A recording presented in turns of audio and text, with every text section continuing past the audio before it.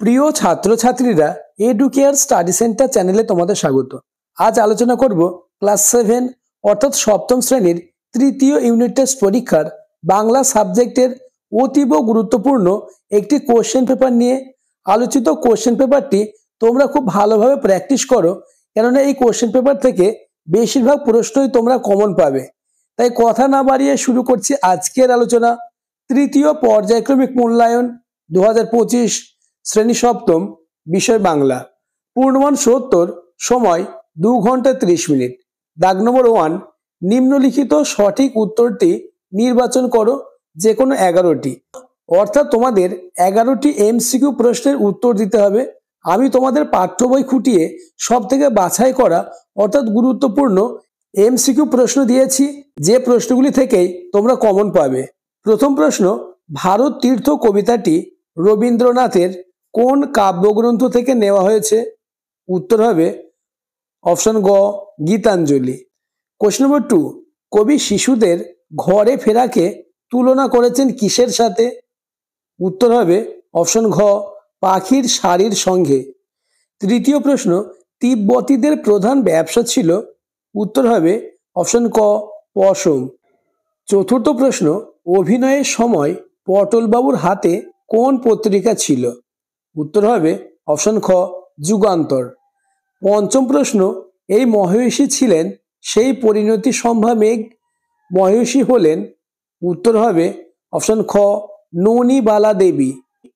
Question number 6, সেখানকার আকাশ সর্বদাই মেঘে ঢাকা থাকতো, সেখানকার বলতে বোঝানো হয়েছে? উত্তর হবে অপশন খ, মেয়ারো। কোশ্চেন নম্বর 7, নুরুকে দেখে হাসছে, নুরুকে দেখে কে হাসছে?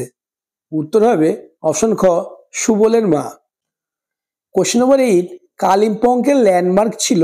অপশন ক, বড় গির্জা, অপশন খ, বড় মন্দির, অপশন গ, বড় মসজিদ, অপশন ঘ, বড় বাড়ি। 8 নম্বর প্রশ্নের উত্তরটি তোমরা আমাকে কমেন্ট করে জানাবে, আর চ্যানেলে নতুন হয়ে থাকলে চ্যানেলটিকে সাবস্ক্রাইব করে দেবে। তাছাড়া পরবর্তীতে কোন সাবজেক্টের এইরূপ কোশ্চেন পেপার নিয়ে আলোচনা করলে তোমাদের সুবিধা হবে তা আমাকে কমেন্ট করে জানাবে। কোশ্চেন নম্বর 9, তির্যক বিভক্তি কোনটি? উত্তর হবে অপশন গ, এ। 10 নম্বর প্রশ্ন, হাটে লোক গিজ গিজ করছে, হাটে অংশটি কোন কারক? উত্তর হবে অপশন খ, স্থানাধিকরণ। কোশ্চেন নম্বর 11, তাঁতি তাঁত বুনছিল, তাঁত হলো? উত্তর অপশন খ, কর্মকারক। কোশ্চেন নম্বর 12, টাউন স্কুলের ক্যাপ্টেনের নাম কি? উত্তর হবে গিরিন, অর্থাৎ অপশন ঘ। কোশ্চেন নম্বর 13, বইটই কবিতাটি কে লিখেছেন? উত্তর প্রেমেন্দ্র মিত্র। 14 নম্বর প্রশ্ন, ময়ট প্রত্যয়যোগে একটি শব্দ হলো? উত্তর অপশন ক, মৃন্ময়। 14টি এমসিকিউ প্রশ্নের মধ্যে কতগুলি প্রশ্ন তোমার জানা ছিল তা আমাকে কমেন্ট করে জানাবে। দাগ নম্বর 2, নিচের প্রশ্নগুলির উত্তর দাও। 1 গুণ 13 সমান 13, অর্থাৎ তোমাদের 13টি এসিকিউ প্রশ্নের উত্তর দিতে হবে। আমি তোমাদের জন্য মোস্ট ইম্পর্টেন্ট অর্থাৎ বাছাই করা প্রশ্নই দিয়েছি, যে প্রশ্নগুলি থেকেই তোমাদের তৃতীয় ইউনিট টেস্ট পরীক্ষায় কমন আসবেই। প্রথম প্রশ্ন, পুলিশ কোন অভিযোগে দুকরিবালা দেবীকে গ্রেপ্তার করে? উত্তর হবে বেআইনি মশার পিস্তল রাখার অপরাধে। দ্বিতীয় প্রশ্ন, রাস্তায় ক্রিকেট খেলা গল্পটি বাংলায় অনুবাদ করেছেন কে? উত্তর হবে তীর্থঙ্কর চট্টোপাধ্যায়। কোশ্চেন নম্বর 3, পটল বাবুর আসল নাম কি? উত্তর শ্রী শীতলাকান্ত রায়। চতুর্থ কোশ্চেন, কে এক্ষুনি আকাশ জুড়ে লক্ষ রঙের দৃশ্যে চমকে দেবেন? উত্তর হবে ঈশ্বর। পঞ্চম প্রশ্ন, কবি কোন নদীর উপর বোটে করে ভেসে চলেছেন? উত্তর হবে আত্রাই। কোশ্চেন নম্বর 6, দিন ফুরলো কবিতাটি কোন কবির লেখা? উত্তর হবে কবি শঙ্খ ঘোষের লেখা। কোশ্চেন নম্বর 7, বাগধারাটির অর্থ লিখে বাক্য প্রয়োগ করো। চোখে চোখে রাখা অর্থ হবে সতর্কভাবে নজর রাখা। বাক্য, ছেলেটা খুব চঞ্চল, তাই ওকে সবসময় চোখে চোখে রাখতে হয়। কোশ্চেন নম্বর 8, পদ পরিবর্তন করো। অভিজাত, উত্তর হবে আভিজাত্য। কোশ্চেন নম্বর 9, হুলিয়া শব্দের অর্থ কি? উত্তর হুলিয়া শব্দের অর্থ পলাতকের জন্য ঘোষিত পুরস্কার। কোশ্চেন নম্বর 10, বাপ মায়েরা কি হলে মূর্ছা যাবেন?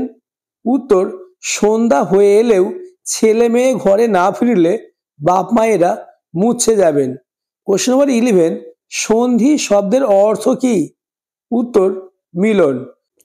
কোশ্চেন নম্বর 12, সোনাটিয়া যাকে পেয়াদা ভেবেছিল সে আসলে কে? উত্তর, পোস্ট অফিসের পেয়াদা। কোশ্চেন নম্বর 13, জাদুকর সোনাটিয়াকে কি দিয়েছিল? উত্তর, জাদুকর সোনাটিয়াকে তুলোর মতো তুলতুলে দুটি সুন্দর খরগোশ দিয়েছিল।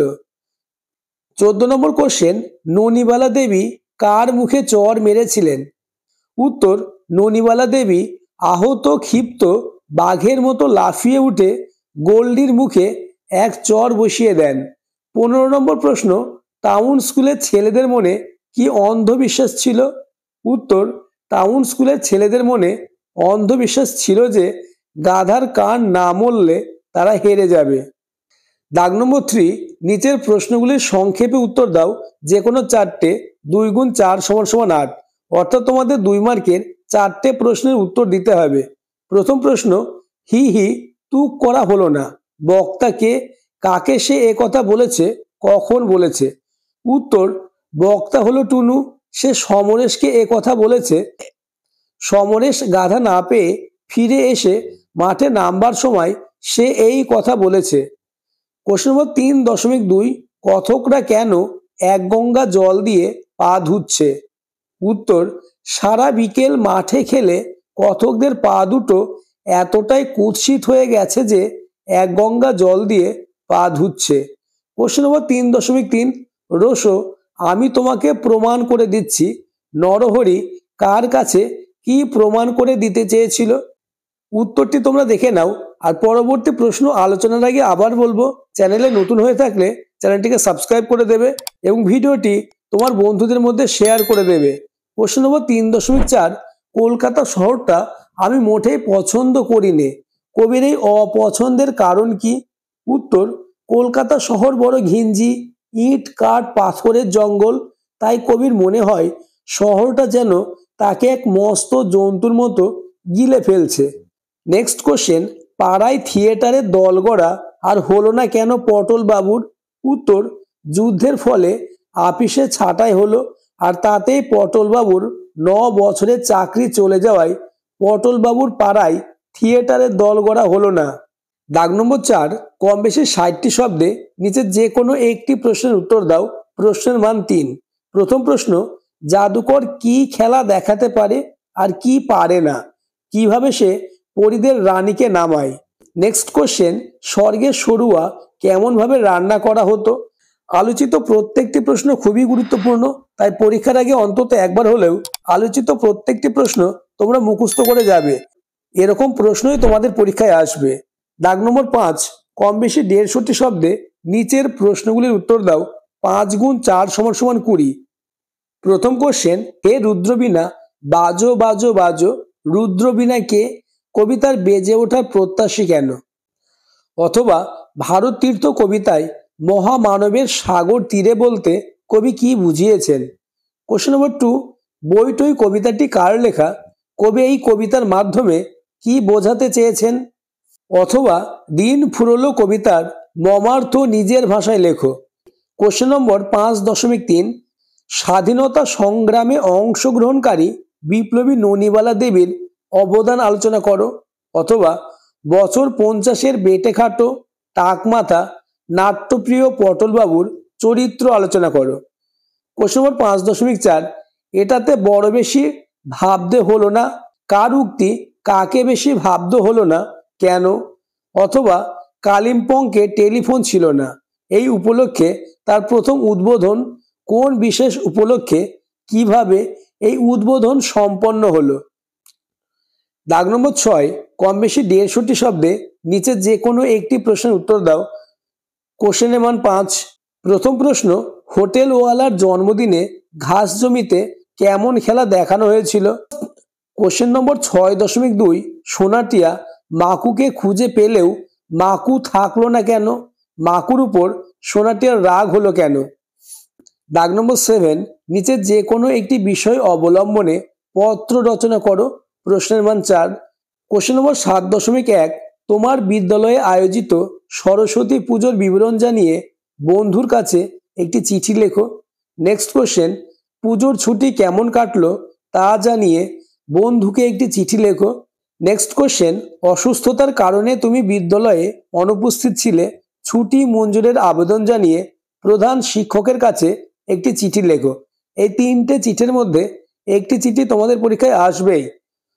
দাগ নম্বর 8, নিচের যে কোনো একটি বিষয় অবলম্বনে প্রবন্ধ রচনা করো। প্রশ্নের মান 6।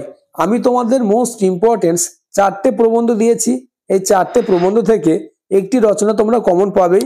রচনাগুলি বলার আগে আবার বলবো, চ্যানেলে নতুন হয়ে থাকলে চ্যানেলটিকে সাবস্ক্রাইব করে দেবে এবং ভিডিওটি তোমার বন্ধুদের মধ্যে শেয়ার করে দেবে। প্রথম রচনা, একটি খেলা দেখার অভিজ্ঞতা। নেক্সট, বিজ্ঞানের ভালো মন্দ। স্বামী বিবেকানন্দ। নেক্সট এবং লাস্ট, পরিবেশ দূষণ ও তার প্রতিকার। আজকের ভিডিও এই পর্যন্ত। পরবর্তীতে কোন সাবজেক্টের এইরূপ কোশ্চেন পেপার নিয়ে আলোচনা করলে তোমাদের সুবিধা হবে তা আমাকে কমেন্ট করে জানাবে। যারা ভিডিওটি শেষ পর্যন্ত দেখলে তারা MORE লিখে আমাকে কমেন্ট করবে। আমি দেখতে চাই কারা কারা আমার ভিডিওটি লাস্ট পর্যন্ত দেখেছো।